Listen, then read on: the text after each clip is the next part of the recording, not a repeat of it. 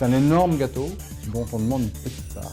Si on ne le fait pas, on aggrave les difficultés financières des sites internet.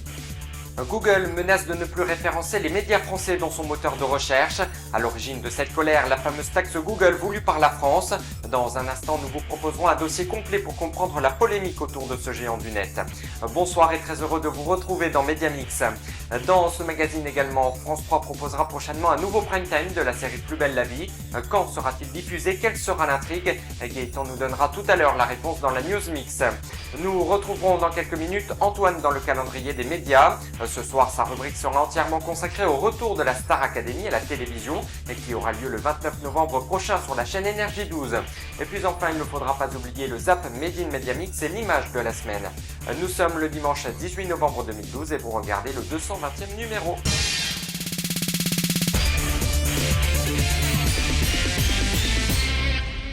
La guerre est bel et bien déclarée entre Google et la France. La raison de cette tension, les éditeurs de presse souhaitent que les moteurs de recherche soient taxés pour l'utilisation de leur contenu. Alors que dit précisément cette taxe Google? Les éléments de réponse de Roxane.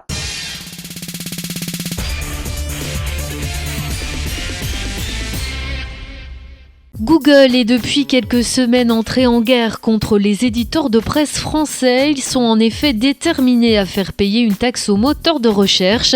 Alors pourquoi et comment le taxer ? Les éditeurs de journaux réclament depuis la fin du mois de septembre l'instauration d'une nouvelle taxe pour les moteurs de recherche.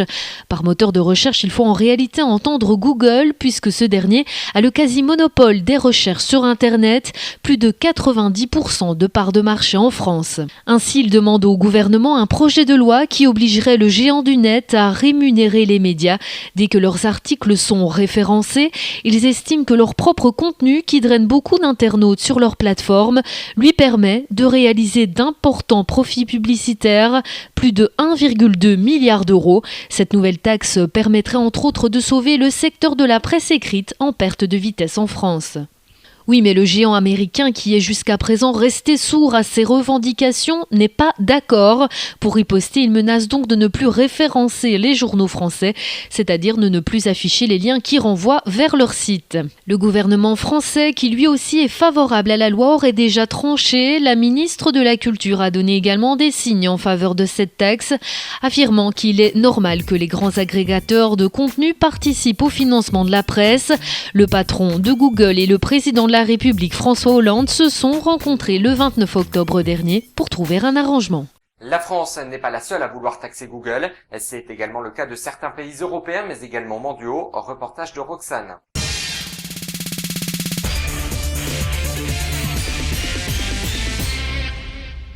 La taxe Google française a fait des émules. L'Allemagne et l'Italie ont également décidé de faire payer à travers une loi le moteur de recherche. Mais celle-ci ne s'arrête pas uniquement qu'aux frontières de l'Europe. Le gouvernement allemand a adopté le 29 août dernier un projet de loi qui vise aussi à mieux protéger la propriété intellectuelle des éditeurs de presse sur le web, obligeant donc les moteurs de recherche à leur reverser des commissions. Le texte allemand surnommé Lex Google vise principalement Google Actualité. Comme pour la France et l'Allemagne, l'Italie souhaite également instaurer un nouveau droit voisin en faveur des organes de presse. C'est ainsi que les trois pays ont décidé récemment de s'unir pour permettre de peser plus lourd dans la balance contre le géant américain. Le Brésil ne taxe pas Google, mais l'Association nationale des journaux brésiliens a décidé de se retirer de Google News en 2011, car le géant refusait de rétribuer les journaux pour l'utilisation de leur contenu. Un an après, l'association affirme ne pas regretter ce choix. L'ANJ reconnaît tout de même une perte de trafic de 5%, mais estime que c'est le prix à payer pour la protection du journal et de sa marque. La plupart des internautes qui cherchaient de nouveaux contenus sur ce moteur de recherche ont commencé à chercher directement sur les sites web des journaux. Le bras de fer ne fait donc que s'engager entre Google et les éditeurs de presse mondiaux. Le gouvernement français estime cette taxe légitime et prépare un projet de loi, tandis que les médias allemands aimeraient taxer les actualités de Google et les médias italiens mènent une réflexion avec leur gouvernement. Et comme toutes les semaines, nous vous demandons votre avis dans notre sondage. Depuis lundi dernier, nous vous demandions si le gouvernement doit mettre en place la taxe Google. Et vous avez été près de 28% à avoir répondu oui contre 72% de non. Dès demain, nous vous en proposerons un nouveau sur notre page officielle. France 3 diffusera le 14 février prochain un nouveau prime time de la série à succès Plus belle la vie. Pour cette nouvelle soirée exceptionnelle, le programme fêtera l'amour, c'est ce que nous dit Gaëtan dans la News Mix.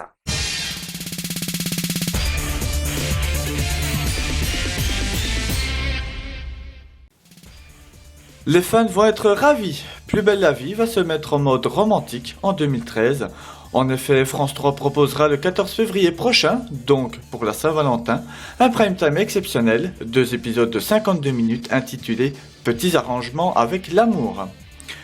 Le tournage de la série a débuté le 5 novembre dernier à Marseille et dans ses environs et devrait durer jusqu'au 26 novembre prochain. Pour cette soirée inédite, le ton sera celui de la comédie. Les personnes qui seront mises en avant durant l'intrigue seront la commissaire Douala, Benoît Cassagne et le très célèbre couple du Mistral, Myrtha et Roland. Au menu de ces 2 épisodes, des tas d'histoires sentimentales, très loufoques pour la plupart. Entre autres, une boisson va provoquer un énorme vent de folie sur le quartier le plus connu de Marseille. La production annonce donc une soirée assez drôle et, sans mauvais jeu de mots, disons-le, plein de sentiments. Selon Le Parisien, TF1 devrait proposer à la fin de l'année une émission spéciale de Danse avec les stars.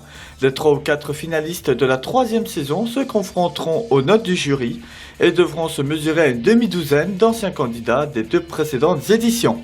Il s'agirait donc de la finale des finales. Le nom du gagnant sera désigné en direct. L'image de la semaine, c'est cette photo du duo Cyril Ferraud-Mireille Dumas. France 3 a de nouveau décidé de confier la présentation du concours de l'Eurovision à ces 2 personnes. J'ajoute que l'artiste qui représentera la France devrait être un jeune talent peu connu du public.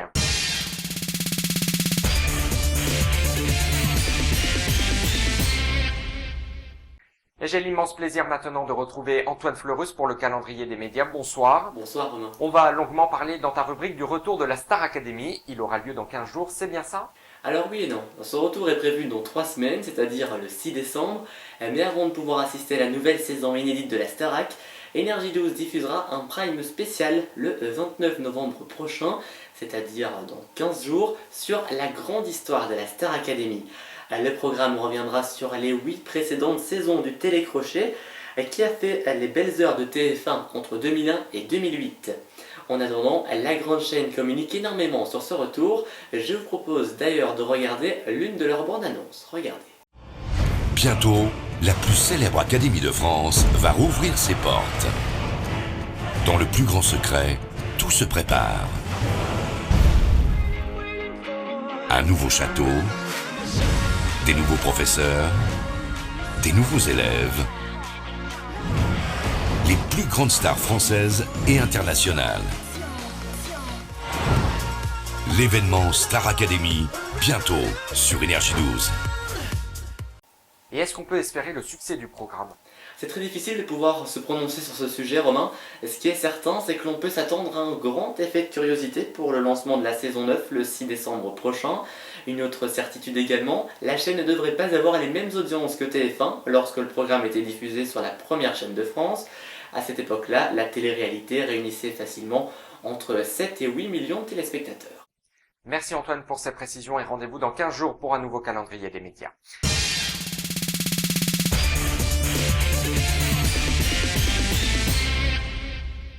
La rédaction a regardé mardi dernier la Grande Battle sur France 2. Notre équipe a été peu convaincue par le programme. Regardez.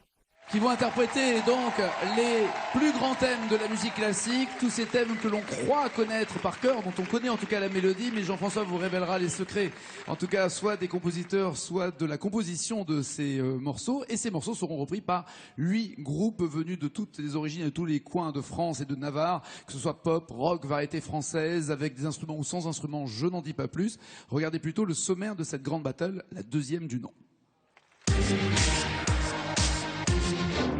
Ce soir, dans la Grande Battle, vous allez vivre la rencontre explosive entre musique classique et musique pop. Aujourd'hui, au cinéma, dans la publicité ou dissimulé dans les plus grands tubes des hit-parades, le classique est partout et même là où on ne l'attend pas. Dans quelques instants, 8 groupes se lancent un défi audacieux, revisiter les 8 plus grands airs de la musique classique. Préparez-vous à découvrir Beethoven version jazz, Rossini version hard rock ou encore la Traviata version occitane. Un petit peu d'appréhension à l'idée de jouer en direct. Tout le monde va être assez stressé, certains plus que d'autres. Il faut assurer quoi qu'il arrive.